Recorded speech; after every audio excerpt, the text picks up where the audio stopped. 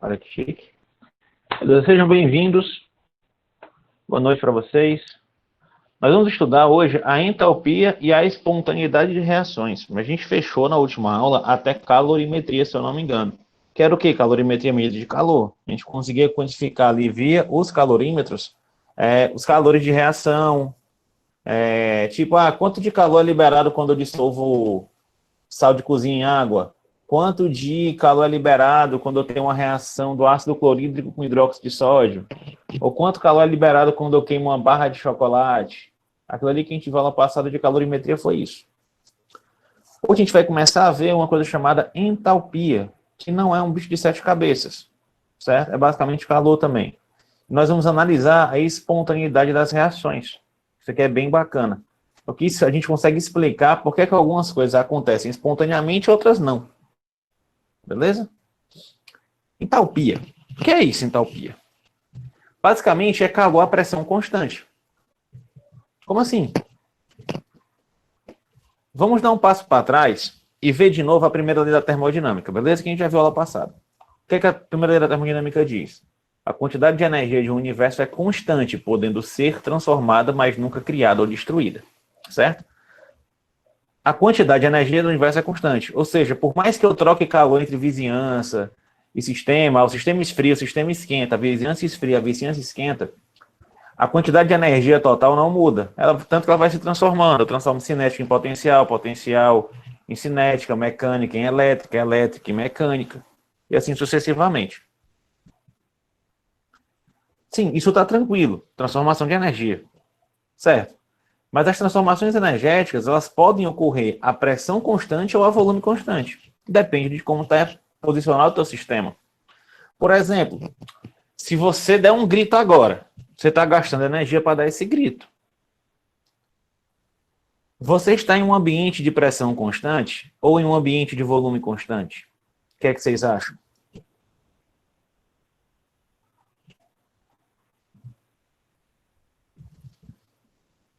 Hein? Pode responder no chat. Acredito que seja de pressão constante. Exatamente, a pressão atmosférica é um ATM. Constante, não muda. Certo? Agora pensa o seguinte, eu pego um vidro e fecho ele perfeitamente, um vidro hermeticamente fechado, e queimo um papel lá dentro. O volume está constante. Quem vai mudar vai ser a pressão. Então, eu estou fazendo um processo em um ambiente de pressão constante e um processo em um ambiente a volume constante. Ou seja, eu tenho a mesma transformação de energia, certo? Mas eu estou fazendo em ambientes diferentes. Adoro isso, cara. De 200 a 800 reais em uma semana, meu sonho. Propaganda do YouTube aqui, por exemplo, para mim.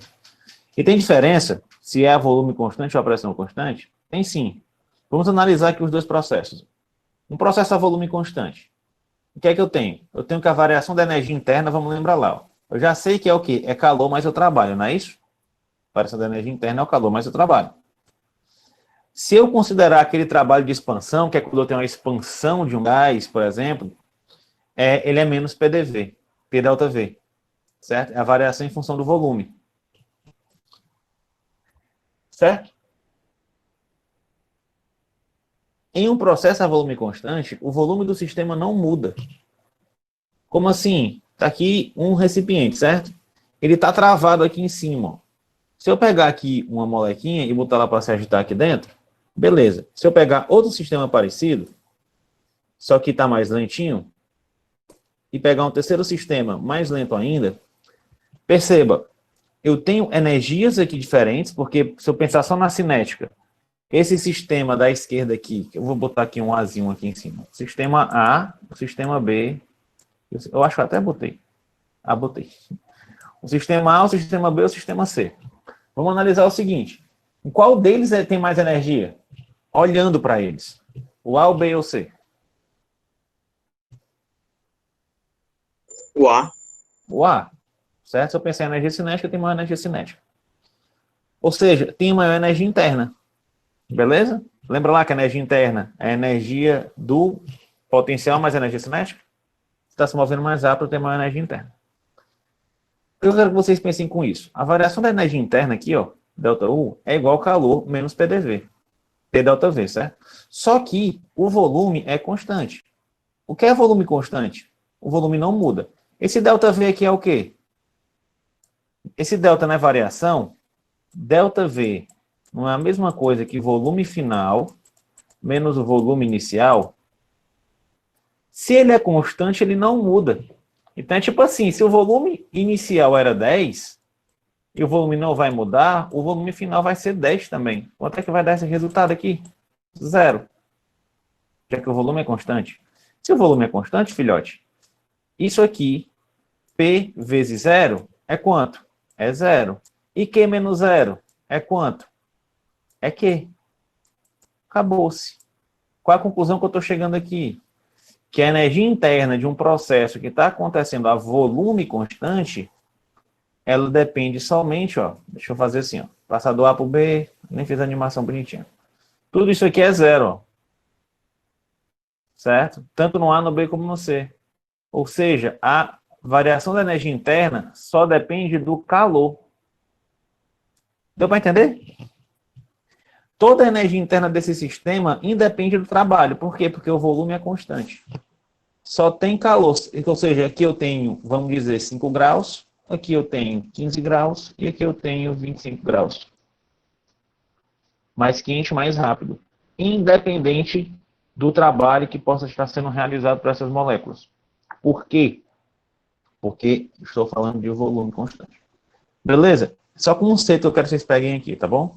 Deu para entender? Isso é um processo a volume constante. Entendi. O lockdown entendeu, e vocês? Sim, deu. Beleza. E quando a pressão é constante? Aí fica assim, ó. Pressão constante. Tá aqui o sistema A, tem minhas moléculas ali dentro. Aí eu passo para um sistema B. O volume diminuiu, certo? As moléculas lá dentro se mexendo. E eu passo para um sistema C. O volume diminuiu mais ainda.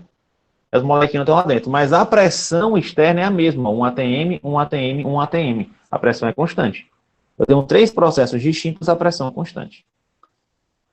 Lembra lá que a energia interna depende do calor e da variação do volume? Eu tenho como cancelar algum deles? Não tenho. Por que eu não tenho? Porque o volume está variando. O volume está variando aqui. Se o volume está variando, eu não posso anular esse termo, P ΔV. Mas, o que eu posso fazer? Eu posso avaliar em relação ao calor. O que eu faço? Eu reescrevo essa equação para analisar como é que é a troca de calor à pressão constante.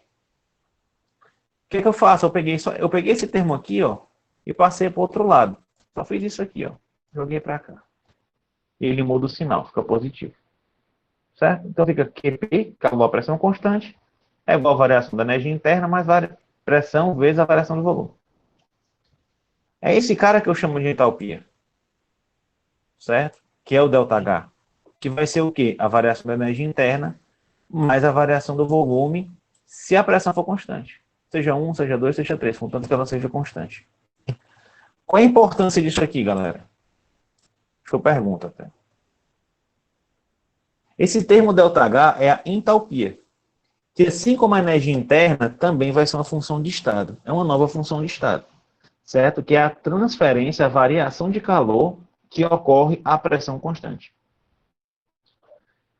Então, entalpia nada mais é do que calor à pressão constante. Isso aí. E qual a importância disso, então? Qual a importância de eu saber essa equação? Por que é importante eu descobrir, chamar isso aqui de entalpia, se ele nada mais é que calor à pressão constante? Alguém tem uma ideia? Pensem assim. Todas as reações que ocorrem dentro do corpo de vocês, com exceção de pouquíssimas, ocorrem à pressão constante. Todas. Se você pensar no mundo agora, toda a superfície do planeta Terra, se você está respirando, se você está fazendo um motor funcionar, se você está colocando uma reação para reagir, se você está fervendo água, se você está colocando sal na água, Se você está passando manteiga no pão, você está fazendo isso à pressão constante. Então, quando você pensar em processo de troca de calor, provavelmente você vai estar analisando um processo que está acontecendo à pressão constante. Qualquer gás, imaginei qualquer gás na atmosfera, gás carbônico, monóxido de carbono, argônio, o ar que a gente respira, que é oxigênio, nitrogênio e argônio, eles expandem, eles contraem, eles agitam, eles se movem à pressão constante. Então, galera, é muito importante eu entender essa questão da entalpia. Porque tudo que é ação química que vocês vão ver a partir de agora, vocês vão ver lá que tem assim, ΔH. O que é esse ΔH? É a entalpia da reação. Beleza? As ações químicas, em sua grande maioria, ocorrem a pressão constante. Por isso que a gente determina a entalpia de uma reação. Qual é a entalpia de uma reação? ΔH da reação, né? H dos produtos mais H dos reagentes. Me pergunta por que fica toda vez que eu bagunçado assim, mas faz parte. Como é uma função de estado, eu falei ali que a entalpia é uma função de estado, e vocês vão lembrar o que é uma função de estado. Uma função de estado é um tipo de função que não depende do percurso, ele depende somente do estado inicial e do estado final. Então, posso escrever assim, ΔH da reação igual ao ΔH dos produtos menos ΔH dos reagentes. Certo? Desculpa, faltou o delta aqui. ΔH dos produtos menos ΔH dos reagentes. Consequência direta disso aqui, processos endotérmicos e exotérmicos. O que a gente já entendeu lá na aula passada? Quando eu tenho um sistema, certo? E eu tenho minha vizinhança, o meu sistema, sempre que eu tenho calor entrando no meu sistema, eu tenho um processo endotérmico. E quando eu tenho calor saindo do meu sistema, eu tenho um processo exotérmico. A gente lembra, né? Então, se a variação da entalpia for positiva, eu tenho um processo endotérmico. Lembra que eu sempre olho em relação ao meu sistema? Eu falei isso, eu vou fazer todas as minhas análises do ponto de vista do sistema. Então, se a entalpia aumentou, qual foi a entalpia que aumentou? A entalpia do sistema. Se ela aumentou, e entalpia nada mais é do que calor a pressão constante, quer dizer que o sistema recebeu calor. Por isso que o processo vai ser endotérmico. Como é que vocês vão enxergar isso aqui na equação? Vai estar assim, ó. ΔH 6,01 kJ, que eu passo a água do estado sólido para o estado líquido. Certo? Tem um aumento na entalpia. O processo exotérmico ele é o contrário. É quando você tem o ΔH negativo. ΔH menor que zero quer dizer o quê? Que o sistema perdeu calor exotérmico. Beleza? Por exemplo, queima do gás metano. Vai liberar menos 890,4 kJ de energia. Vocês estão me acompanhando, galera? Tá tranquilo aí?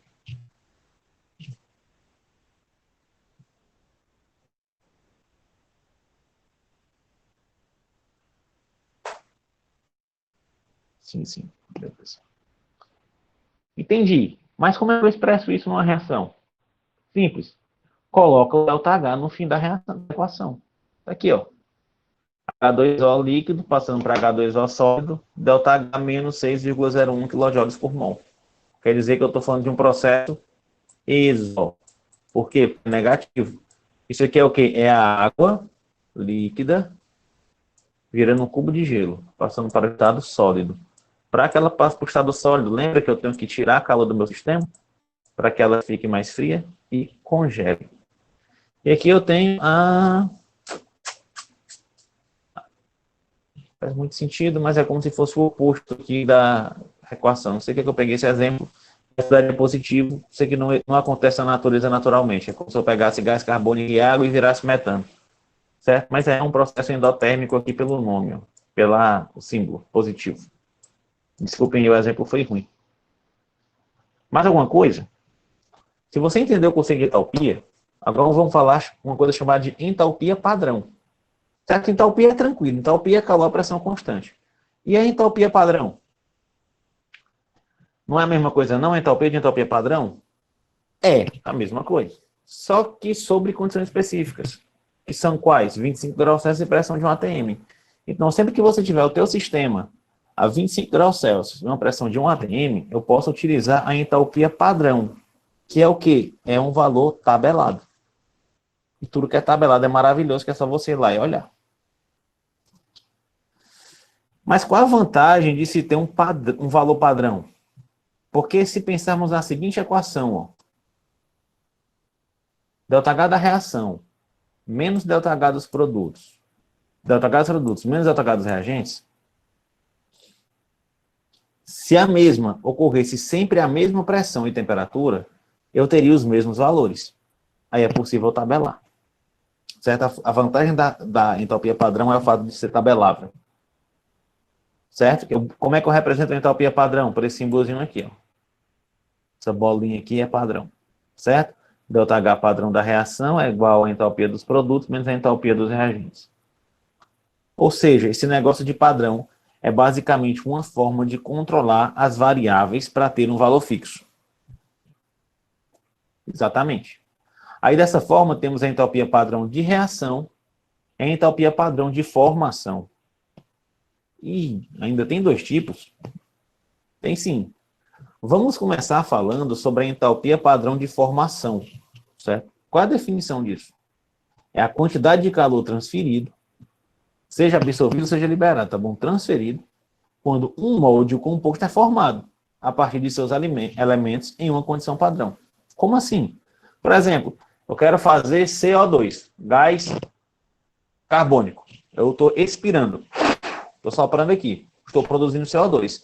Esse CO2, quando ele é formado sob condições padrões, ele precisa de uma quantidade de energia que ele absorva ou libere, depende do processo, eu não sei de cabeça qual é o CO2, para que ele seja formado.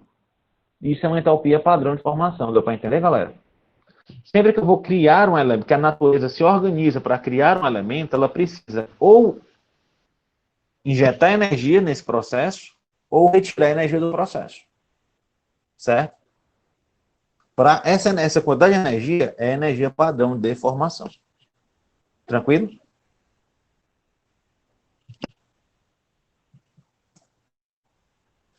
As condições padrões são aquela de 25 graus Celsius e 1 atm, né? É isso aí. Ficou claro, galera, que entalpia padrão de formação é a quantidade de energia que eu preciso para formar alguma coisa. Mas tem um porém. É impossível determinar de forma absoluta a quantidade de calor transferido. Ou seja, é preciso utilizar um referencial. Como assim? A mesma coisa da energia interna, galera. Eu não consigo medir a energia interna de um sistema. É impossível eu medir, porque são muitas coisas acontecendo. A mesma coisa vai para a entalpia. É impossível eu medir de forma absoluta a quantidade de calor que é transferido. Certo? O que é que eu posso fazer? Como ela é uma função de estado, eu só quero o final inicial. Aí eu vou utilizar aquele conceito de calor relativo. Certo? Como assim? Tipo assim, vocês entendem essa figura? Vocês já ouviram falar de nível do mar? Sim ou não? O que é o nível do mar? Hein? Vocês sabem o que é o nível do mar? Referencial, exatamente, doutor. Qual é a altura no nível do mar? Zero. A altura no nível do mar é zero. Então, nesse nível aqui, ó, a altura é zero. Isso quer dizer que esse ponto C aqui, vamos dizer que ele esteja a 100 metros abaixo do nível do mar. Esse Bzinho aqui, ó, está a 50 metros abaixo do nível do mar. E o ponto aqui está uns 300 metros acima do nível do mar. Ou seja, é referente ao nível do mar. Essa altura aqui, ela não tem sentido se eu não comparo com o nível do mar. Porque se eu comparo com o ponto B aqui, ó, a altura do ponto A é tipo 350 metros. Se eu comparar com o ponto C, deixa eu puxar para cá. A altura do ponto A é 400 metros. Ficou claro? Aí. É lá do La Paz, né, Nicolas? Tantos metros acima do nível do mar, o pessoal fica com dificuldade de respirar e tem problemas aí com a baixa de pressão. Beleza? Mas é basicamente isso. O que é que vai. O que é que eu estou querendo falar com isso? Por que é que eu estou falando isso aqui? Entendi. Mas entropia padrão de formação, qual é o referencial? O referencial serão as formas alotrópicas mais estáveis. Forma alotrópica. Meu irmão, o que é uma forma alotrópica? Alotropia, galera, é quando o mesmo elemento forma duas ou mais substâncias simples diferentes. Como assim? Tipo oxigênio e ozônio? Exatamente. Aí a forma mais estável é aquela que existe em maior quantidade na natureza. A gente pode dizer o seguinte, ó. Ele tá bagunçado. Sei que eu tinha botado já uma animação aqui. Alotropia é quando o mesmo elemento forma duas formas ou mais de substâncias simples diferentes. Como assim? Deixa eu pensar aqui. O exemplo que o Lockdown trouxe aqui, oxigênio e ozônio. O elemento oxigênio, ele pode formar dois compostos. O O2, que é o gás oxigênio, e o O3. Esses elementos são compostos somente por eles. Não tem outra coisa que faz parte desses dois compostos. Essas duas moléculas, de oxigênio e de ozônio. São moléculas simples, que são formadas somente por um átomo. Qual é o lance aqui? Certo? Outro exemplo, carbono. O carbono vai formar o quê? O diamante, a gente já sabe. O grafite, a gente já sabe. E de acordo com o mito, o grafeno, que nunca mais foi falado, né? Tá com um ano, rapaz. Eu não sei mais nem o que é grafeno, eu acho que acabou na natureza. O grafeno, que é revolucionar o mundo, certo? Ou seja, eu tenho três formas alotrópicas, partindo a partir do carbono. Beleza? Tranquilo? Isso? Vocês entenderam o que é forma alotrópica? É quando o mesmo elemento faz coisas diferentes e é composto somente por ele. Tipo o enxofre tem dois, eu só lembro de um, que é o enxofre ortorrômbico. Ortorrômbico. Tem outros aí, mas eu não sei quais são os nomes. Mas existem, certo? Eu não sei quais são os nomes desses outros caras. Beleza, o que eu quero dizer com isso? Exatamente, a alotropia é basicamente isso. Aí a forma mais estável é aquela que vai existir em maior quantidade na natureza. Beleza? Aí eu posso dizer o seguinte, ó, como é que é o referencial? A entalpia padrão de formação para qualquer elemento na sua forma alotrópica mais estável é igual a zero. Certo? Que é o nível do mar. Então, se eu pegar, por exemplo, ó, o oxigênio e o ozônio. Quem é que existe mais na atmosfera? Oxigênio ou ozônio? Me respondam aí no chat.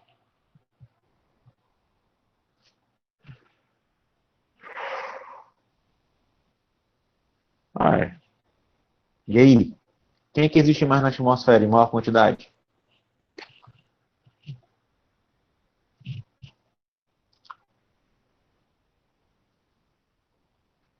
Hein, galera? Se quiser falar também, pode falar. É igual, mas ninguém responde não. Deixar no vácuo mesmo. Beleza. É o oxigênio, tá bom? O oxigênio existe na atmosfera em maior quantidade. Por isso que eu chamo, eu digo que é zero a entalpia padrão de formação dele. É como se fosse o nível do mar. É um referencial que eu estou adotando. Ou seja, quando eu comparo a energia que eu preciso para formar o ozônio, ela é 142,2 kJ por mol, mais do que o oxigênio. Certo? É relativo. Se eu comparar isso aqui com outro,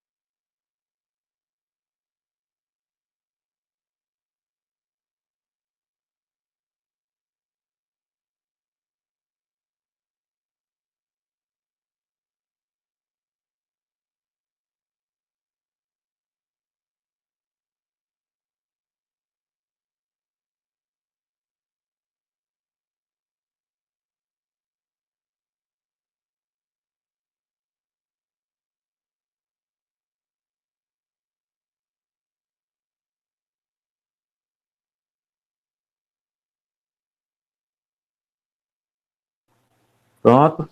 Estamos online de novo. Faz parte, meu irmão.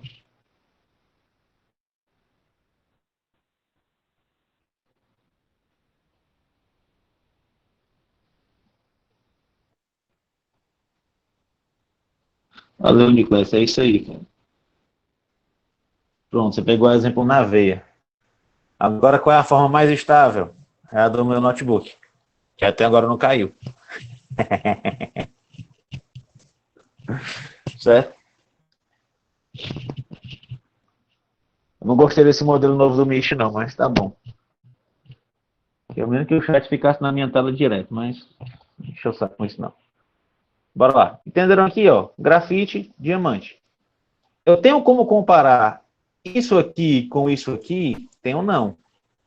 Tá bom? Por que eu não posso comparar, professor? Porque eu estou falando de compostos diferentes. Eu consigo comparar entre esses dois aqui, ó.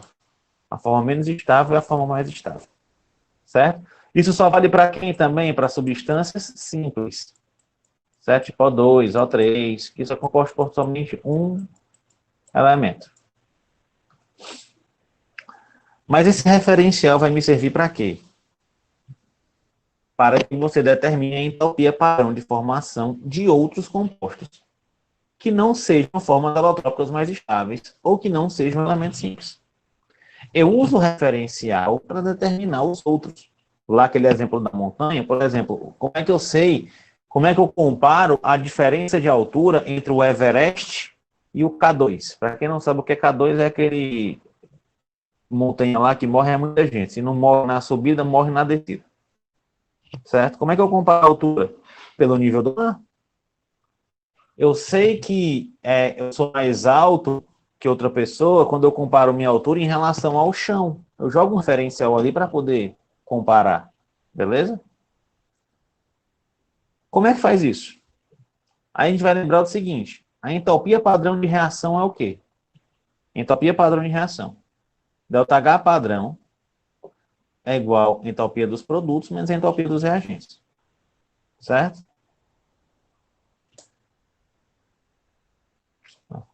Para essa reação, a gente pode escrever o seguinte, desculpa esse errinho aí, certo? ΔH dos produtos, da reação, ΔH dos produtos, menos ΔH dos reagentes. Certo? A variação das entalpias. Espera aí, galera. Me perdi aqui, bonito.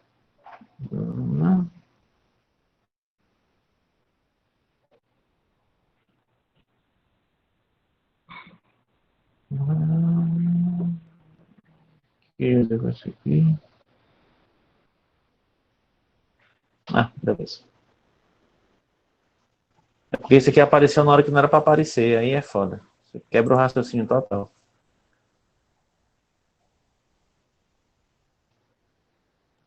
Pronto, entende? Certo.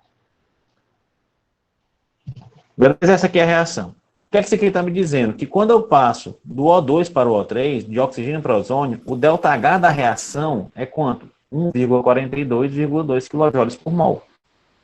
Certo? Essa é a entalpia da reação, R. Como é que eu vou determinar o ΔH de formação do O3? Porque, uma coisa importante, eu consigo medir as entalpias de reação? Consigo. Como? Calorímetro a pressão constante.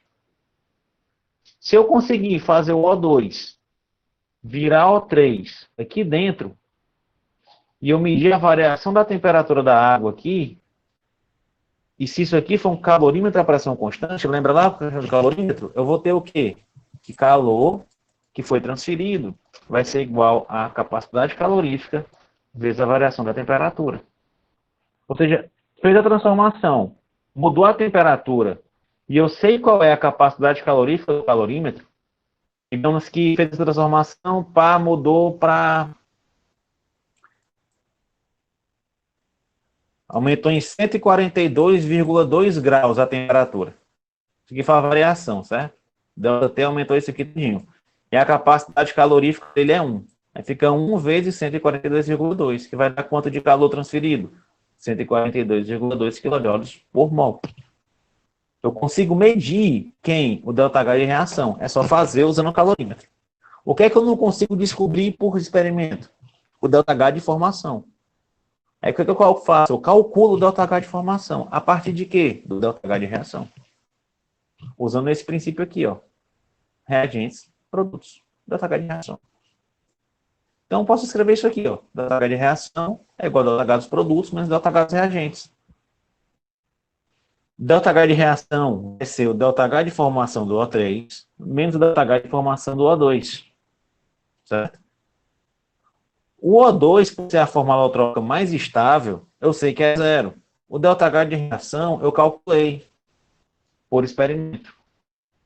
Então, eu substituo lá, 142,2, o ΔH de formação do O3 menos zero. Poxa, o ΔH de formação do O3 é 142,2 kJ por mol. É assim que eu determino utilizando o referencial. Ficou claro, galera? Professor, eu vou ter que fazer essas contas na hora da prova? Meu Deus. Não, não vai. Não vai. Eu vou cobrar conceito. Eu vou cobrar conceito. Por mais que essa conta é besteira, mas eu vou cobrar conceito. Tá? Entenderam? Ou só o lockdown que entendeu? Cara, mas sinceramente, tu tá percebendo alguma dificuldade aí? Eu dando valores, ó. Eu tô dando a taxa de reação. Tá aqui, ó. Aí tu tem que lembrar do seguinte conceito. O O2 é a forma alotrópica mais estável. Então, o ΔH dele é zero. Vai sobrar quem só? ΔH de formação do O3. Poxa, cara, tu tem uma incógnita e dois valores em igualdade. Isso é equação do primeiro grau. Tu resolve lá, faz isso aqui, ó. Ó, substitui. Pronto, calculou. Beleza. O problema é, o cara olha esse monte de ΔH e não tá entendendo o que eu tô falando. Ah, meu amigo. Aí só com oração muito forte mesmo, viu? Certo? Agora é o seguinte, para facilitar a vida de todos nós, esses valores já são tabelados. Certo? Existe uma tabela de ΔH padrão de formação. Tá aqui, ó. A prata sólida é zero. Por quê? Porque a forma alotrópica é mais estável. O cloreto de prata, para me formar ele, é menos 127,04. O peróxido de hidrogênio, menos 187. Certo? O NO, mais 90,4. Ou seja, eu conheço o ΔH da substância. Tá aqui, ó. Os padrões. Ó. R2 é padrão, ó, é zero. Carbono grafite. Cálcio. Cloro 2, gás cloro. Flúor. Ó, enxofre ortorrômbico, 0. Enxofre monoclínico, 0,30. Eu disse que tinha diferença, né? Ó. Mercúrio líquido. Iodo, puro. Beleza, tem os padrões e você tem os relativos. Ficou claro? Tranquilo? É tabelado. O que eu posso pedir para vocês? Mas, de novo, eu uso para quê? Para determinar a entalpia padrão de reação. Às vezes, você não precisa, para determinar padrão, fazer o ensaio. Você sabendo de o que é que forma ela, você consegue calcular. Como assim? A gente sabe o quê? Que a entalpia padrão de uma reação é a soma dos calores trocados entre os reagentes quando se quebram e os produtos quando formam novas ligações. É basicamente essa fórmula aqui, ó. Genericamente, ó. A mais B formando C mais D. Esses caras aqui são quem? São os reagentes. Esses caras aqui são quem? São os produtos. Beleza? O que eu posso escrever? Seguinte, ó. ΔH padrão de reação. Não se assuste. Isso aqui é somatório. Somatório é o quê? É a soma da entalpia padrão de formação dos produtos menos a soma da entalpia padrão de formação dos reagentes. Se assustaram com isso aqui? Deu para entender que isso aqui é só, por exemplo, B mais A, isso aqui é C mais D. Deu para entender isso? Hein? Eu sim. Eita! Dá exemplo aí. Então, assim. Como é que fica isso aqui aberto, ó? Tá toda bagunçada a animação. Tanto carinho, bagunça. ΔH padrão de reação vai ser o quê? Coeficiente estequiométrico, beleza? ΔH de formação do produto C, mais o ΔH de formação do produto D, menos, tá aqui o menos, ó, delta de formação do A, mais ΔH de formação do B. Se eu der, se você tiver como olhar naquela tabela, e você saber, digamos, que isso aqui é 10, isso aqui é 5, isso aqui é 7, isso aqui é 3. Meu amigo, se você não conseguir determinar o ΔH de reação, você tem algum problema. Isso aqui você tem que tentar errar para conseguir errar. Porque é tabelado esses valores aqui, galera. Essa tabela aqui, ó. Cadê? Aqui a tabela, ó. Tem os valores. O que eu quero que vocês façam aqui? Coloquem os valores. Aí calcula, vamos supor. 10 mais 5 menos 7 mais 3. Poxa vida, né, meu irmão? Olha que negócio difícil. Vai dar 15 menos 10, que vai dar 5. Esse aqui seria o ΔH padrão de reação genérico. Eu acabei de inventar, tirei da minha cabeça. Professor, mas os números são muito mais difíceis. São. É menos 2,4, é menos 615. Só mudou o número, mas o raciocínio é o mesmo. É mais assustador que difícil. Somatório nada mais é que a soma. Por exemplo, vamos fazer um exemplo de verdade. Carbono grafite. Dizendo, ô, bicho, vamos ter raiva. Ó, carbono grafite mais O2 formando CO2. A queima de carbono grafite. Se eu pegar um grafite agora, tirar da tua lapiseira e acender um grafite, você vai ver essa reação acontecendo. Começar a pegar fogo e vai virar gás carbônico. Como é que eu posso escrever isso aqui, ó? Aquela genérica lá, ó. Isso aqui como fosse isso aqui, ó. A mais B, formando C. Já são só 3. Não é produtos? Quem é o produto? É o CO2. Qual é o coeficiente estequiométrico dele? O número que está aqui na frente do CO2. Se não tem nada, quer dizer que acontece um aqui, ó. 1 vezes CO2. Eu substituo aqui, ó. 1 vezes ΔH de formação do CO2 menos, certo? Menos. Agora vamos para os reagentes. 1 vezes o ΔH de formação do carbono grafite mais 1 vezes o ΔH de formação do oxigênio. Olha como é fácil. Presta atenção. Carbono grafite, por ser a forma alotrópica mais estável, é 0. O ΔH de formação do CO2 está tabelado, é menos 393,5. O ΔH de formação do O2, que é a forma alotrópica mais estável, também é 0.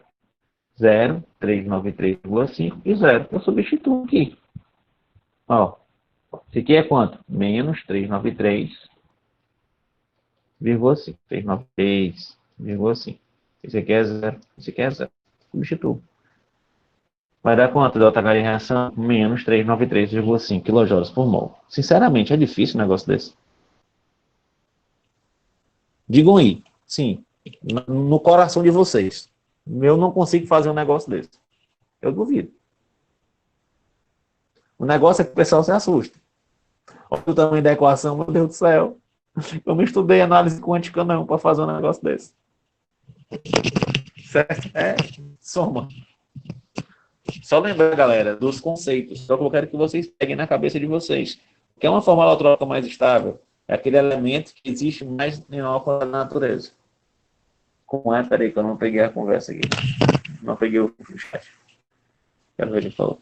Tem que só que assimilar. Fashman, tem só que assimilar. Certo? Ó, quem não estiver entendendo, por favor, não se sinta ofendido. Certo? Me perguntem. A ideia é essa. Não sei se eu não estou entendendo, acho que o professor está mandando de mim. Não estou. Estou incentivando, porque realmente é um negócio simples. Certo?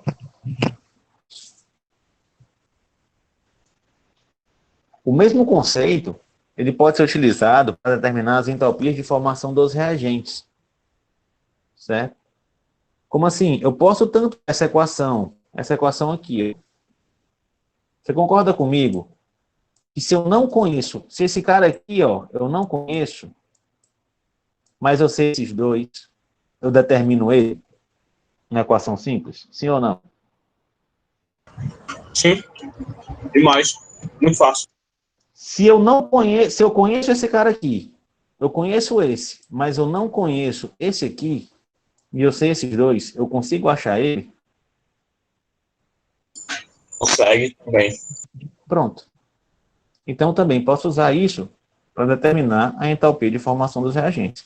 Isso ainda é bacana. Ele pode ser feito de duas maneiras diferentes. Certo? Ele pode ser feito de duas maneiras diferentes. Que é o método direto, que é basicamente, está aqui uma reaçãozinha, carbono grafite mais O2 formando CO2. Ele já me dá quem? O ΔH padrão de reação. É menos 393,5. O que é que eu quero saber? Eu não conheço o ΔH de formação do CO2. Eu não sei. Certo? Não consegui fazer um experimento no calorímetro que me dissesse isso aqui. O que é que eu faço? Eu vou calcular. Aqui é a equação.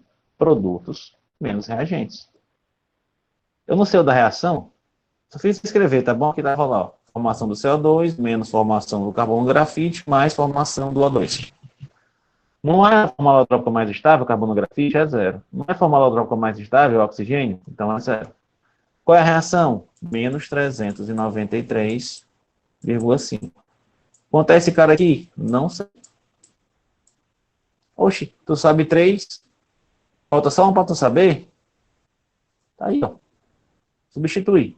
Menos 393 igual a esse valor aqui, menos zero, menos zero. Vai dar quanto? ΔH de formação padrão CO2, menos 393,5 kJ por mol. Esse é o método direto, galera. O que é método direto? Eu aplico direto na equação e acho. Quando é que eu posso aplicar esse método direto? Sempre que eu consigo determinar, por experimento, o ΔH de reação. Se eu conseguir determinar esse cara aqui, ΔH padrão de reação, por um experimento, eu posso simplesmente aplicar o método direto para encontrar as entalpias de formação dos caras internos. É só saber os valores, certo? Agrupar ele com formas alotrópicas ou colocar ele com coisas que eu já conheço, certo? Para que eu possa deixar ele sozinho como sem conhecê-lo. Tipo, deixar ele sozinho aqui e poder resolver a equação. Ficou claro para vocês? O que é o método direto?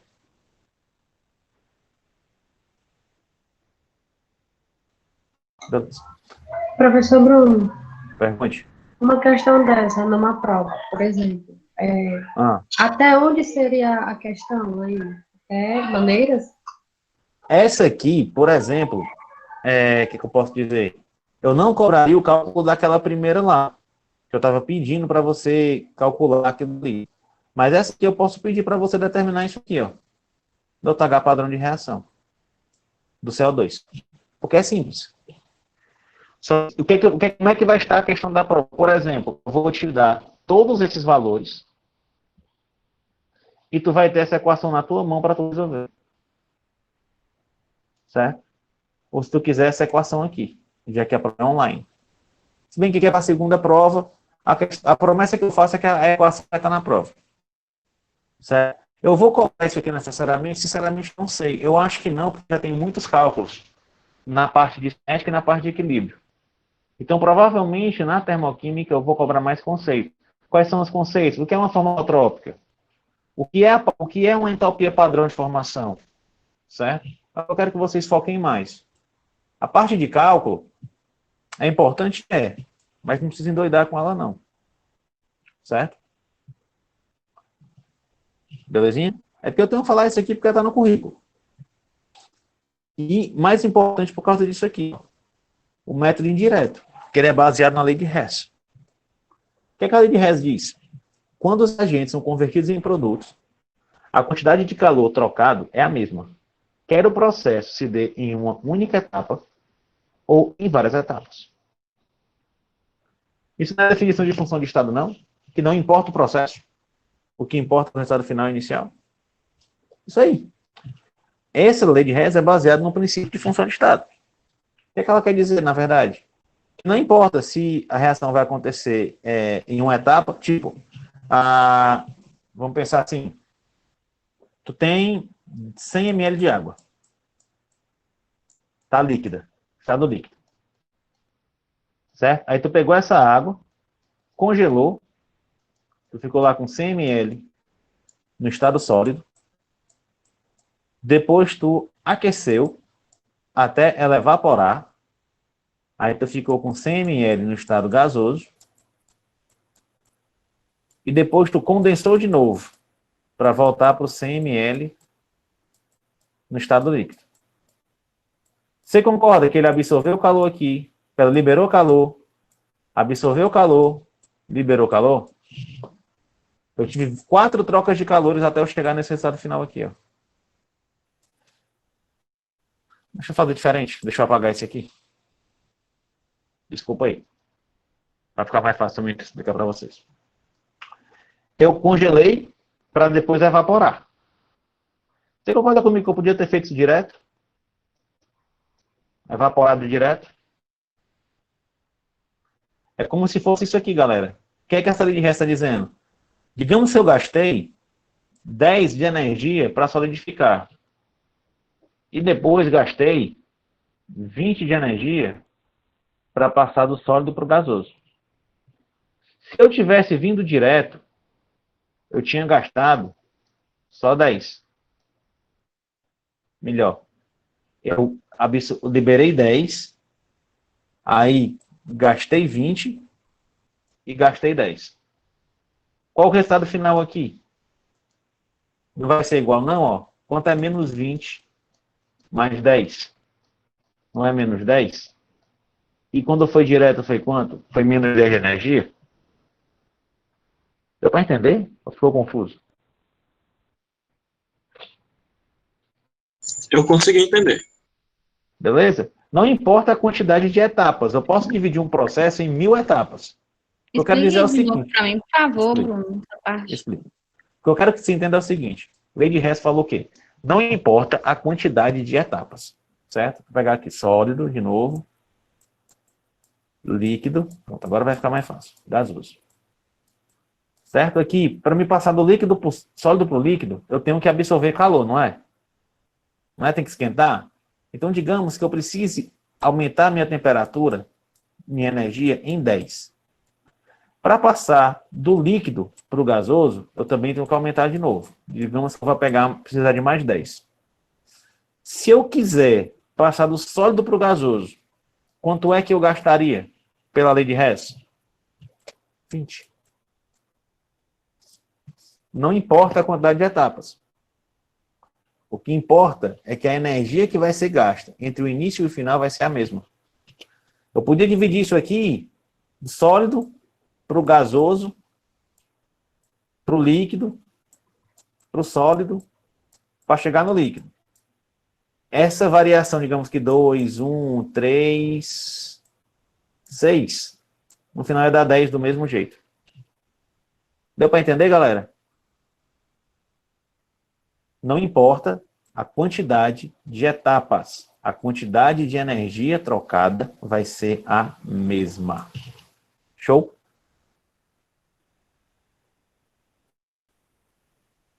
Yes or not? Beleza. Eu acho que eu não consigo terminar tempo. Mas como é que eu utilizo essa lei? Cara, para isso, vamos primeiro falar sobre algumas propriedades das equações termoquímicas. Certo? Uma delas é a seguinte. Se eu multiplico ou divido uma equação termoquímica por um número inteiro, a entalpia é multiplicada ou dividida pelo mesmo valor. Como assim? Está aqui. H2O, sólido passando por líquido. Eu gasto 6 de energia para isso.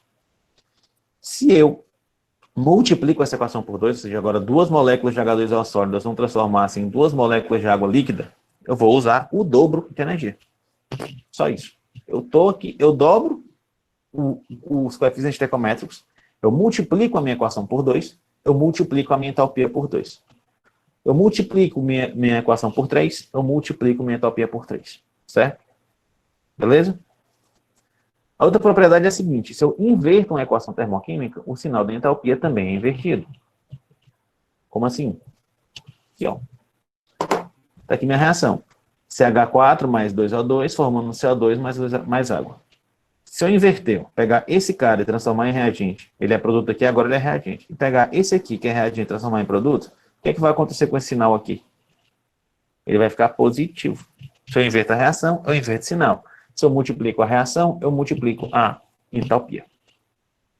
Isso serve para quê, galera? Para que eu possa aplicar isso aqui, ó. Primeiro, para que eu uso a lei de Hess? Para determinar a entalpia de formação de compostos que não possuem reação direta. Por exemplo, Carbono grafite mais um meio de O2 vai formar o CO, que é o monóxido de carbono. Certo? Esse tipo de queima ela é extremamente complicada, porque eu teria que parar a reação na formação do CO, como normalmente ele vai até o CO2. Certo? Ele não fica na forma de monóxido, ele vai para o dióxido. Então, é muito difícil de eu determinar o ΔH desta reação. Certo? Porque por experimentos. O que é que eu posso fazer como alternativa? Eu posso pegar equações que se completem e que eu consiga determinar o ΔH de reação. Por exemplo, aquela que a gente já viu, ó, carbono grafite mais O2 formando CO2 menos 393,5. Essa que eu consigo medir. Eu sei o ΔH de reação dela. E aqui, se eu pegar o monóxido que é formado e queimar ele também, eu chego no CO2 de novo e também consigo determinar o ΔH de reação dessa equação. Certo? O que é que eu faço? Eu mexo nessas equações para que essas duas aqui combinadas cheguem nessa aqui. Ó. Como é que eu faço isso? Nesse caso, eu só vou inverter essa de baixo. Eu só vou ter que inverter essa aqui. Inverter como? Vou pegar a CO2 e passar para cá, e vou pegar a galera todinha aqui e passar para o lado de cá. Tá aqui, ó. CO2, que era produto, virou reagente. CO mais um meio de O2, que era reagente, virou produto. O que aconteceu com o sinal? Ele ficou positivo. Pronto. O que eu faço agora? Eu vou juntar as reações. Olha, que bonitinho. Ver se vocês entendem aqui como é que ficou isso aqui, ó. Ficou, ó, antes da seta, ó, todo mundo junto. Ó, carbono grafite mais O2 mais CO2. E depois da seta, todo mundo junto. Tá aqui, ó. O2, um meio de O2, mais CO, mais CO2. E eu faço aqui com as entalpias, eu somo elas. Fica mais 283,5 menos 393,5. E agora o que eu faço, pessoal? Se eu tiver assim, ó, x igual a 2, perdão. Como é que eu faço isso? 3x igual a 6x. Eu não corto de um lado e corto do outro lado? Tem esse negócio de simplificar assim, né? Eu faço a mesma coisa aqui, ó. Eu tenho um carbono grafite desse lado. Eu tenho um carbono grafite do outro lado da seta. Deixa eu botar essa paredezinha aqui, ó. Eu tenho um carbono grafite. Eu tenho um carbono grafite aqui? Tenho não. Então ele fica quieto. Eu tenho um oxigênio aqui. Eu tenho oxigênio do outro lado? Tenho um meio. Então, eu dou uma cortada aqui, ó. Um meio com um meio. Você vai sobrar quanto para cá? Um meio. CO2 eu tenho desse lado e tenho um CO2 do outro lado. Também corta o CO2. Tem um CO desse lado, mas não tem um CO do outro lado. Pronto. Como é que ficou minha equação? Carbono grafite mais um meio de O2 formando CO. Qual é o ΔH da reação? Menos 110,5. Essa equação é ou não é idêntica a essa? É. O que a lei de Hess diz? Não importa a quantidade de etapas. O que importa é que a troca de calor vai ser a mesma. Quer ela aconteça diretamente, quer ela aconteça por etapas. Beleza? Mas não era para encontrar entropia de formação? Sim, agora é só aplicar a fórmula do método direto. Não já sei o ΔH de reação disso aqui? O que eu quero descobrir? A entropia desse cara aqui. Só aplicar a fórmula, tá bom? Fórmula alotrópica, vai dar menos 110,5 kJ por mol. Alguma dúvida, galera? Essa parte de entalpia eu vou parar por aqui. Deu para entender os conceitos? Deu para entender o que é lei de Hess? Eu sim. Beleza. Tem sim. Espero que dê tempo. Vou até dar uma apressada, mas agora a gente vai falar sobre a espontaneidade das reações. Certo? Tem ainda uns 25 minutos. Não, é 25 minutos. Qualquer coisa eu vou esticar um pouquinho, tá bom? Falar o quê? Espontaneidade. Porque alguns processos ou reações químicas ocorrem de forma espontânea e outras não ocorrem de forma espontânea. Aqui eu não quero cálculo, só conceito, tá bom? Como assim? Vamos lá. Por que a água cai de cima para baixo na cachoeira? Mas o contrário não ocorre? Por causa da gravidade. Né? Então, por que que você consegue dissolver o açúcar no café de forma espontânea? Se você botar café lá no açúcar, ele vai dissolver açúcar no café. Mas, se você deixar ele paradinho ali, o açúcar não vai aparecer do nada, não. Ele não volta a aparecer porque ele quis. Ou seja, dissolver o açúcar é espontâneo, mas o açúcar precipitado não é espontâneo. Porque é solúvel? Para fechar, por que é que o calor flui espontaneamente, primeira lei zero da termodinâmica, do corpo mais quente para o corpo mais frio? Mas o inverso não acontece de forma espontânea. Tá bom, entendi. Então existem processos espontâneos e outros que não são espontâneos. Isso. Só mais um exemplo.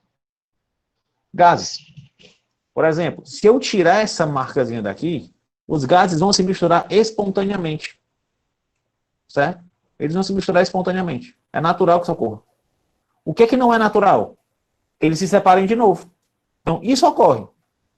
Agora, ele se separar, assim, ó, já,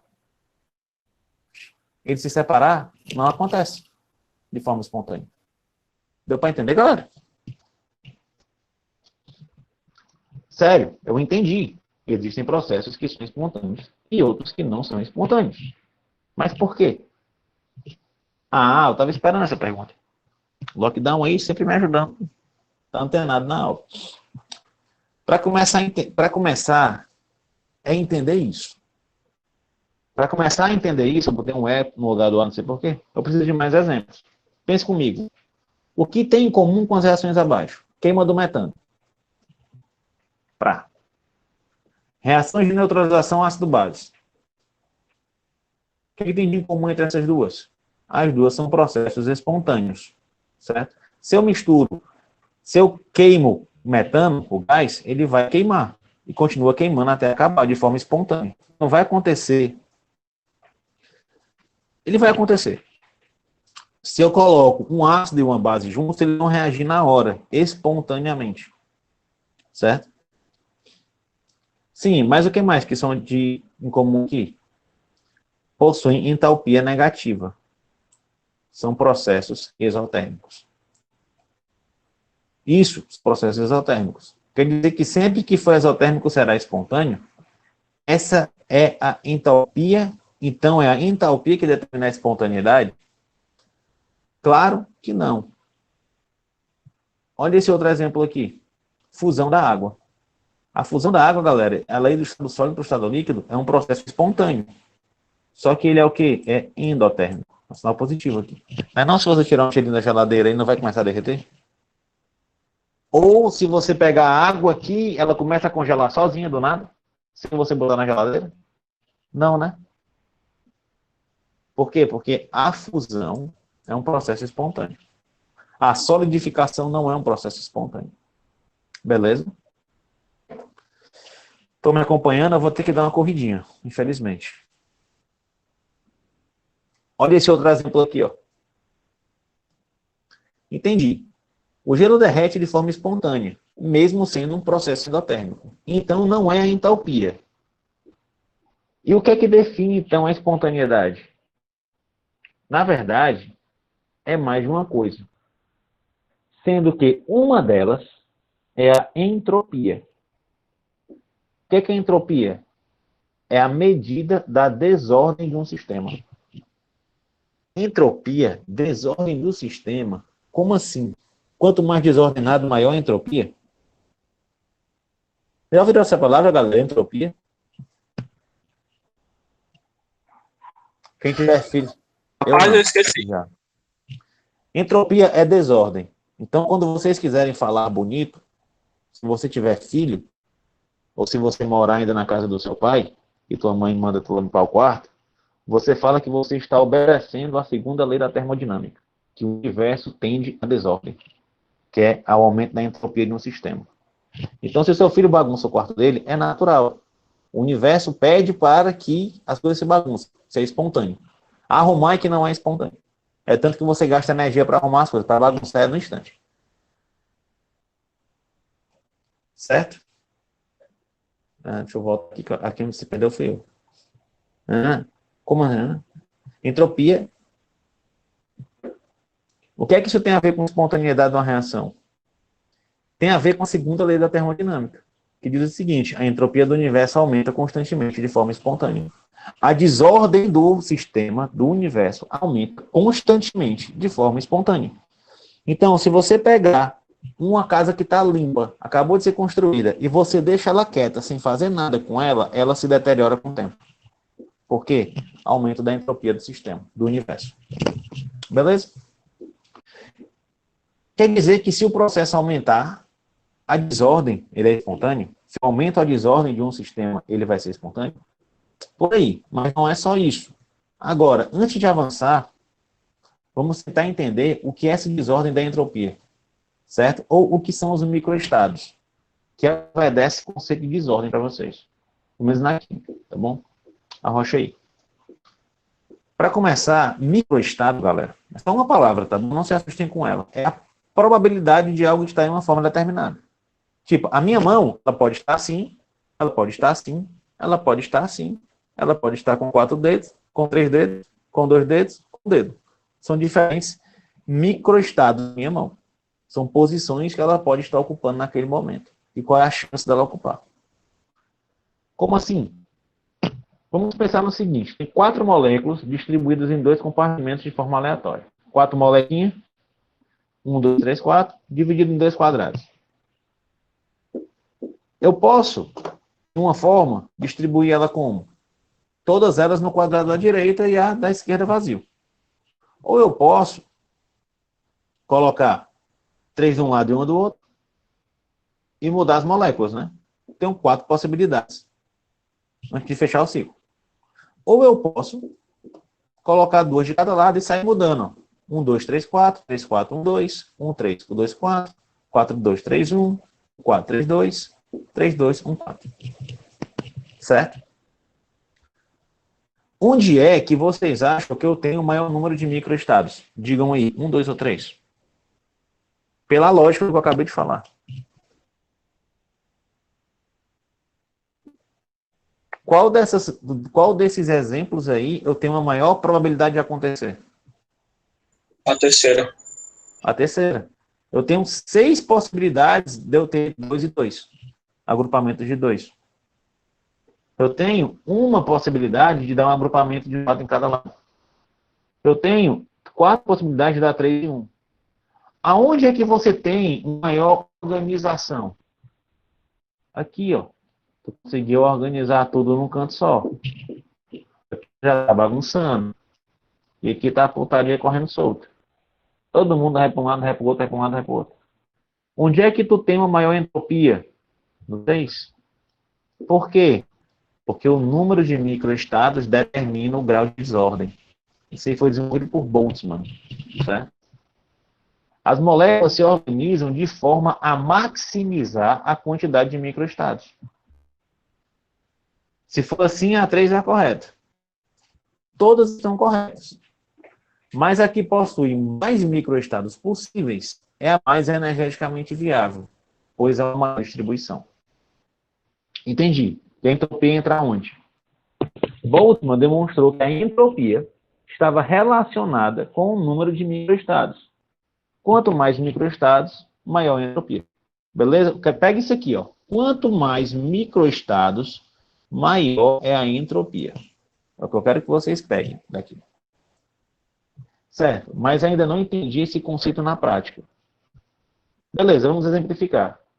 Onde é que vocês acham que tem mais microestados? No estado sólido ou no estado líquido? Possibilidades de posicionamento. Estado líquido. No estado líquido ou no estado vapor? Vapor. Quando eu tenho o soluto separado do solvente ou quando eu tenho uma solução onde o soluto está misturado no solvente? Uma solução. Solução. Exato. Então, aqui eu tenho quem? Aumento da entropia, que é o S. Aqui eu tenho quem? Aumento da entropia. Aqui eu tenho quem? Aumento da entropia. Normalmente, esses processos são espontâneos, sólido para líquido, líquido para vapor. Você não tem evaporação, se você estender uma roupa no varal, não vai evaporar sozinha? Espontaneamente, a água vai virar vapor. Por quê? Porque é entropicamente favorável. Se você botar açúcar no sal, açúcar no sal, tô ficando doido. Você botar açúcar na água, ela vai dissolver. Por quê? Porque vai favorecer entropicamente. Vocês estão entendendo isso, galera? Todos os processos que vocês fazem no dia a dia, vocês podem imaginar ele com aumento de entropia. Certo? Aumento de entropia. Por que minha casa fica suja sozinha? Entropia, mais microestados. Quanto mais poeira tiver na casa, mais número de microestados, mais a entropia. Certo? Quando você limpa a casa, você está indo contra a natureza. Por isso que você gasta energia para limpar a casa. Para sujar, não precisa gastar energia nenhuma. Nesses casos, dos produtos, exatamente. Quanto maior a desordem, maior o número de microestados, maior a entropia. Aí o processo é espontâneo. Quase. Ainda não dá para definir a espontaneidade do sistema só com entropia. Por quê? Para explicar isso, vamos voltar na segunda lei. A entropia do universo aumenta, e não vai dar tempo. Vai dar tempo. A energia do universo aumenta constantemente de forma espontânea. Né? A segunda lei, a energia do universo aumenta constantemente de forma espontânea. Ou seja, eu posso escrever isso aqui, ó. ΔS do universo é igual ao ΔS do sistema mais o ΔS das vizinhanças. Esse Szinho é a entropia. A variação da energia do universo é igual à variação da energia do sistema mais a variação da energia da vizinhança. Variação da entropia do sistema mais a variação da entropia da vizinhança. E pela segunda lei, se o processo for espontâneo, esse valor tem que ser maior que zero. Certo? Já que, ó, a entropia do universo aumenta constantemente de forma espontânea. Então, sempre que tiver um valor de entropia positiva, você tem um processo sendo espontâneo. Se esse valor passa a ser negativo, o teu processo não é mais espontâneo. Tipo, congelar o gelo. Pensa comigo, estado líquido. Deixa eu voltar aqui, rapidinho. Estado líquido. Desordem. Para tu organizar as moléculas, não é espontâneo. Estado vapor. Desordem. Para tu organizar para o estado líquido, não é espontâneo. Solução, todo mundo misturado. Tu separar, não é espontâneo. Quem é que tem mais de um menino aqui? Filho. Eu tenho a minha filha de 2, 3 anos. 3 anos.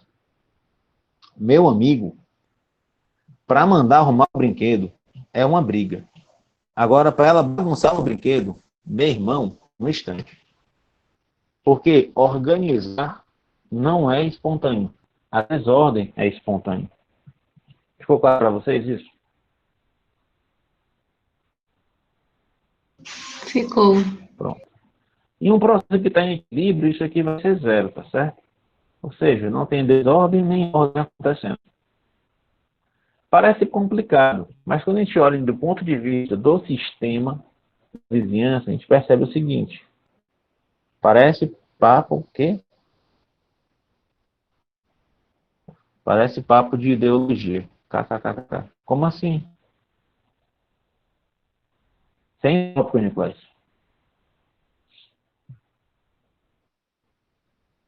Como assim papo de ideologia? Eu não entendi. Depois a gente conversa. Espera aí. Vamos lá, deixa eu terminar aqui. Ó. Mas quando olhamos do ponto de vista da relação do sistema com a vizinhança, a gente percebe o seguinte. Num sistema exotérmico, o sistema é que libera calor, né? Concorda comigo que quanto maior o calor, a gente viu isso na aula passada, maior a energia cinética das moléculas e maior a velocidade das moléculas? Onde é que vocês acham que tem mais entropia? Em moléculas que se movimentam mais rápido, moléculas que se movimentam mais lentamente? Mais rápido. Isso. Então, quanto maior o calor na vizinhança, mais rápido elas vão se mover e maior a entropia da vizinhança. E no processo endotérmico, ela perde calor, a vizinhança, baixando a entropia. Então, tem uma relação da entropia da vizinhança vai ser igual, tá foda isso aqui, menos o ΔH do sistema. Quem é ΔH? Não é entalpia? Entalpia é o quê? Calor a pressão constante. Então, quando o sistema perde calor, ó, quanto maior a perda de calor do sistema, menos entalpia do sistema. Está perdendo para quem? Para a vizinhança. Quanto menor esse cara, maior a entropia. Quanto maior a temperatura, menor a entropia da vizinhança. Eu tenho essa relaçãozinha aqui direto. Certo? Calma, não se assustem não. Certo. O que é que isso tem a ver com espontaneidade?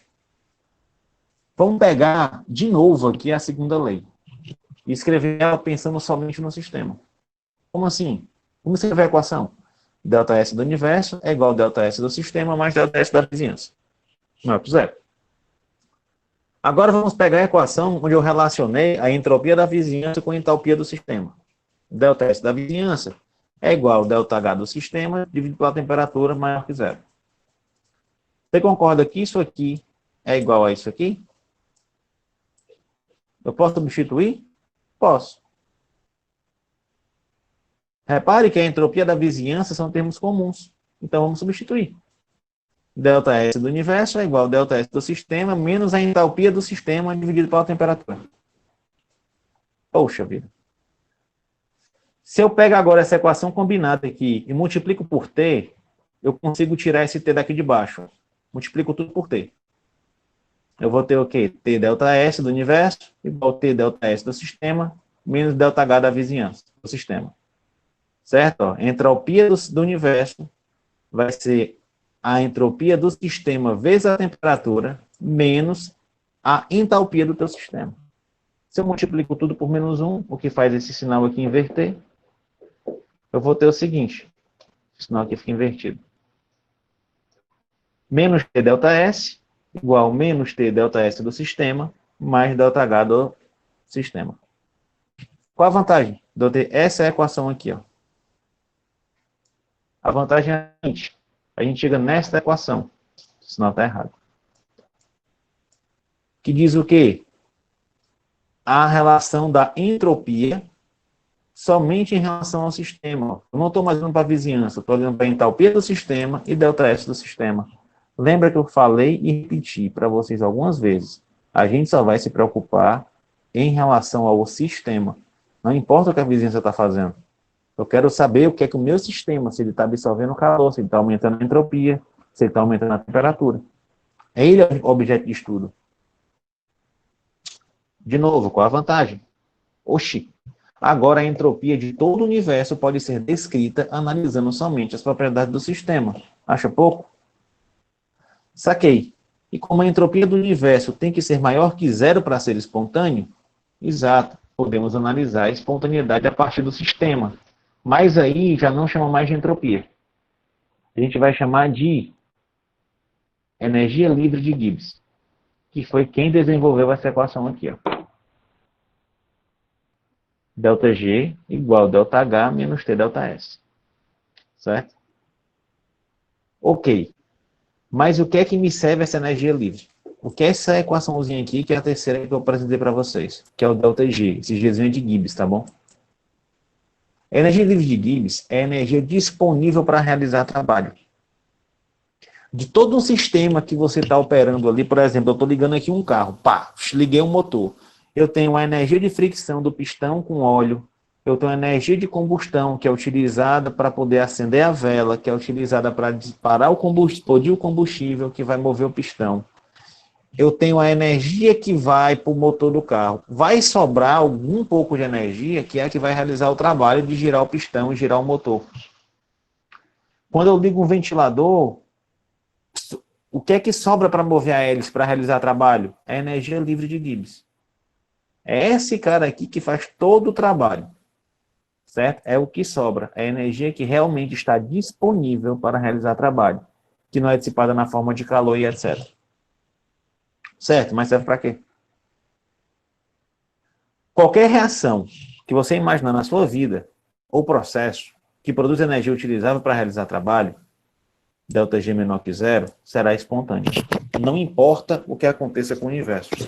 Não importa. Se o ΔG é negativo, o processo é espontâneo. Agora sim, eu consigo cravar se um processo é ou não espontâneo. Só olhando na entropia, dá para imaginar. Se aumenta a desordem, vai ser espontâneo. Se diminui a desordem, não vai ser espontâneo. Se é exotérmico, vai ser espontâneo. Se for endotérmico, não vai ser espontâneo. E nenhuma dessas eu consigo cravar. É ou não espontâneo. Com a energia livre eu consigo. A energia de Gibbs. Se for negativo, ele vai ser espontâneo. Entendi. Tem alguma relação que possa ser utilizada? Essa aqui. ΔG0, a reação é espontânea. ΔG maior que zero. Isso, ΔG menor que zero. A reação é espontânea no sentido direto. Por exemplo, CH4 queimando. Vai formar CO2 mais água.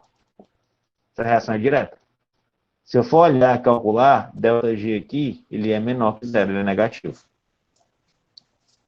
Se o ΔG for maior que zero, a reação não é espontânea. Por exemplo, se eu pegar água líquida passando para a água no estado sólido. Esse processo não é espontâneo, naturalmente. Certo? Se eu calcular o ΔG, ele vai ser maior que zero. E se for igual a zero, ele vai estar no equilíbrio. Deixa eu fazer um adendo aqui. Você lembra da equação como é? ΔG é igual ΔH menos T ΔS. Então, galera, a temperatura influencia diretamente a energia livre de Gibbs. Porque você pode estar... Não sei se alguém pensou nisso, mas pô, você está falando besteira. Quer dizer que eu não consigo congelar água de forma espontânea, então que diabo o meu congelador faz? Se eu pego a água líquida, boto no congelador e ela congela sem eu fazer mais nada. Correto? O processo se torna espontâneo. Por quê? Porque eu estou mudando a temperatura. Eu estou mexendo no T. Então, se eu tenho um processo que não é espontâneo, e eu aumento muito a temperatura, provavelmente eu vou deixá-lo espontâneo. Porque, ó, só para cá, ó, isso aqui não é negativo. Se for assim, ΔH menos 2 vezes 10. Aí. Ou se fosse ΔH menos 3 vezes 10. Ou se fosse menos 4 vezes 10. Onde é que daria um maior valor? Aqui seria 20, menos 20. Aqui seria menos 30. Aqui seria menos 40. Não está ficando mais negativo, não? Sim ou não? Responda aí no chat. Estamos acabando já. Não é não? Sim. Então, quando eu vou aumentando a temperatura, eu vou tornando o ΔG mais negativo. Ele está contra quem? Está contra o ΔH. Certo? Se um processo for endotérmico, que é o caso do gelo, quando eu faço isso aqui, ó, é exotérmico, não é não? Quando eu faço isso aqui, é um processo exotérmico. Eu tenho que tirar calor do líquido para ele virar sólido. Então, esse valor aqui é negativo. Menos, certo? Esse ΔH aqui vai ser negativo. E esse cara, se ele der um valor negativo também, negativo com negativo fica positivo. Aí o ΔH fica positivo, não é espontâneo, uma temperatura alta. Por isso eu tenho que baixar a temperatura para que esse valor de ΔG fique negativo. Não sei se fiquei claro. Se eu fui claro. Mas o que vocês entendam aqui é o seguinte. A temperatura influencia diretamente a espontaneidade da reação. Por quê? Porque ela mexe nessa relação aqui, ó, com a entropia. Beleza? Quem é que determina se o processo é espontâneo ou não? A energia livre de Gibbs. Sim, agora terminou. Eu não vou passar exercício. Ficou alguma dúvida? Sejam sinceros e honestos.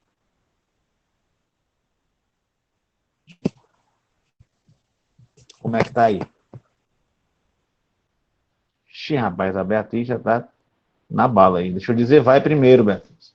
Calma. Galera, não se assustem. 1, 2, meia aí, vai. Galera, seguinte, não se assustem. Certo? Não se assustem. Peguem os conceitos. Revejam essa aula e peguem principalmente os conceitos. Certo? E se vocês quiserem fixar na cabeça de vocês, tragam para o dia a dia de vocês, porque dá para trazer demais. Se for tomar banho no chuveiro elétrico e agora você pense que a resistência do chuveiro está passando calor para a água, ou está aumentando o T. Isso quer dizer que o processo de aquecimento ele pode ser espontâneo, se a temperatura for mais alta. Quando você for tomar uma Coca-Cola com gelo, você vai olhar para o gelo, você vai pensar assim, cara, entropia.